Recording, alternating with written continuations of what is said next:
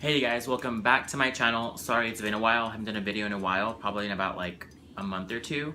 But on today's channel we're going to be talking about different types of footwear for men. There's a lot of times where I keep on saying There seems to always be a problem whenever guys actually go look for shoes. They don't know what style they're actually looking for. Sometimes for guys it's either they choose whether it's a dress style shoe or it's a casual shoe, it's a boot or it's a trainer. They never really know what the difference between the certain styles of dress shoes are. So today I'm going to be teaching you on some of the styles of men's shoes that we actually do have. So stay tuned, keep on watching, and get enlightened. Because I'm so knowledgeable. Probably not. It's just going to be the styles of shoes. I'm not going to go really in depth because I didn't even know what these actual boots or dress shoes even were until I actually started working for Aldo. No, I'm not sponsored. I wish I was, but I work there, so these are things that I actually know, things that I actually tell customers, and it's the simplest of things that a customer can actually know, especially when they're shopping for a tuxedo, a suit, or just an outfit to go out to the club, to the bar, to the movies or whatnot. Sometimes a shoe really does make the entire outfit. Like I've always said, if you don't like the shoe, you don't like the outfit. So it's always good to start from the bottom all the way up. So the first one that I'm going to be talking about is an Oxford. So the Oxford basically originates from the 1800s. It originated from Oxford University from actual boot. So it's actually a half boot. So students in the 1800s wanted something a little bit different. So the Oxford came about. So basically the Oxford, I'm going to try to put a picture up in here somewhere so you can kind of see it because I actually don't have a model with me right now. But basically an Oxford is its eyelets are actually sewn to the actual vamp of the actual shoe. So it really doesn't give as much room if you have a higher instep, but it does give it more of a dress vibe. It is more dress, but you can always dress something down into casual wear if you wanted to wear an actual jean. You do have different types of Oxfords. You have Oxfords, wingtip Oxfords, you have cap toe Oxfords, you also have full broguing wingtip Oxfords. It just kind of depends. Those details will kind of go into in probably a different video because I just want to give the basic meaning of an actual shoe. But that's your first one, which is an Oxford. It's going to be one of your most dressier styles that we do have. So the next shoe that we actually do have is going to be the Derby. The Derby is pretty much really similar to an Oxford. It's basically back in the 1850s, it was considered a sporting shoe, but then pretty much kind of became more of a kind of casual dressy shoe after the 1850s. So the Derby does actually have open lacing. So instead of the Oxford where it's actually sewn to the actual vamp, you do have a Derby. So this right here, where the eyelets are at, it's actually more breathable when you actually put in your actual foot. If you have a higher instep, it does allow you to kind of put the lacing according to your instep. So it's a minimal kind of difference, nothing too crazy. It's a lot more breathable. Just depends. I have a higher instep, so usually Derbies always work best for me. There really isn't that much of a difference. I mean, they're pretty much the same shoe. I know to some people watching the video, they're going to be like, there's no difference. There's a difference. This is why I'm doing the video. The next shoe that I actually do have is going to be the monk strap, which is this one that's right here. Instead of the actual eyelet closures, you're actually going to have a swath of actual leather fabric that's going to be fastened on the side. This one here is a single monk strap. You do have a single, you do have a double, and you even have an actual almost like a chukka-boot, I guess monk strap type of style of shoe as well. You rarely see those a lot, but we do have those as well. The monk strap is pretty much similar to your Oxford. The only difference is, like I said, it's going to be this right here. It's just this fastening right here.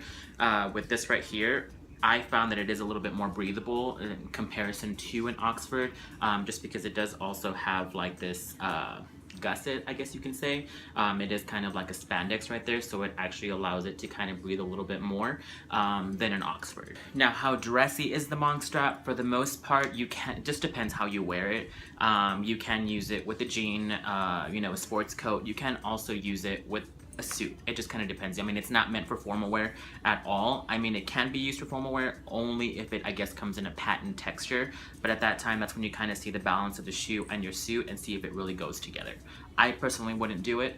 I would keep it more into, you know, your kind of basic kind of fun color suits and your jeans. So the next shoe I'm going to be talking about is the loafer, which actually comes from a moccasin, basically a slip-on shoe. So originally the shoe was actually made as a house shoe for King George VI, just to wear around the house, castle. So soon after, in the 1930s, it began to get manufactured all over the US, but still remained a casual shoe up until the 1960s. So in 1966, Gucci actually released its bit loafer, which was a metal strap in the shape of a horse's bit that went across the actual instep of the loafer.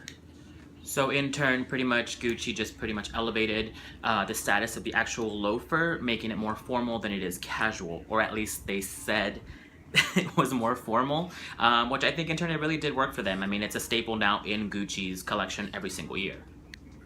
So now, something that derives from loafers is going to be drivers. I think sometimes a lot of people, or a lot of men in general, really think that a driver is going to be more dressy than a loafer, just because the driver is suede or it has a little added detail like that horse's bit strip, but that doesn't really make it formal. So for the most part, a driver is something that is made like out of suede. It's less structured. It doesn't have a sole. It's a lot more comfortable to walk in.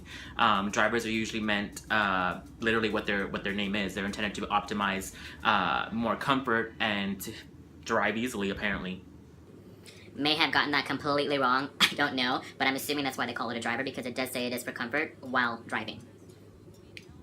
So now I do have a loafer. This is probably the only loafers that I actually do have. It comes in patent. It does have a heel. This is considered a little bit more formal just because it is patent. But typically with these, I used to not like patent at all. Even in women's heels, I just didn't like it. But once I actually purchased an actual patent shoe, I love to wear these with jeans. I've worn them with distressed jeans. I actually wore them for New Year's. I'll probably post the outfit right here. But this has become an actually comfortable shoe. In the very beginning, it was a little hard to kind of walk in just because the actual, obviously the patent fabric, the pleather, I guess you could say. But this is considered a loafer, and I love this one. I was totally going to do a GG Gorgeous now and throw the actual shoe, but then anyone might make a lot of noise because then the dog is going to be barking. So, yeah, no.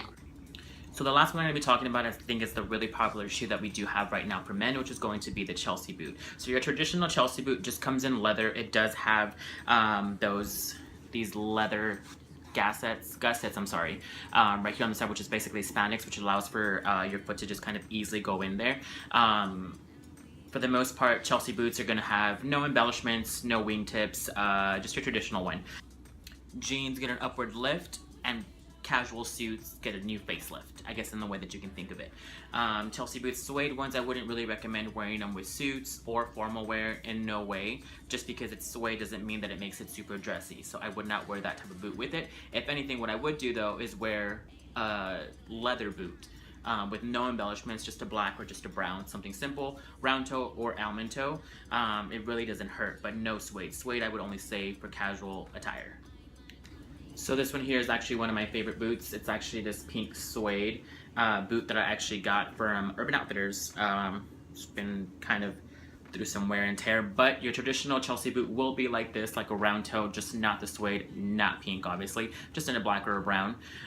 This is the way it's going to be. Small heel, half-inch heel, little spandex gusset right here. One of the other ones I do have is this one here, which is also one of my favorites. The only difference is that it is an almond toe as well. It has a thin sole, so they're not always the most comfortable, but they do make an outfit look great. A little bit of a higher shaft, does have that spandex gusset right here that actually helps you put your foot right in. This one's great. Love these. Have this one in black, have it in brown, have it in a black leather. I even have a round toe one actually in black leather, but it's going to be in the boxes in the garage because I still haven't unpacked it. There is other versions and styles of shoes. There is quite a bit of them. I just went kind of through the basic ones. But if you do have any questions regarding a style of shoe, what you should wear, just leave a comment down below and ask me any question that you want to ask. Doesn't matter what it is. Ask me a question. Even on relationships, just ask me a question. Until next time, guys, originality, evolution, and style.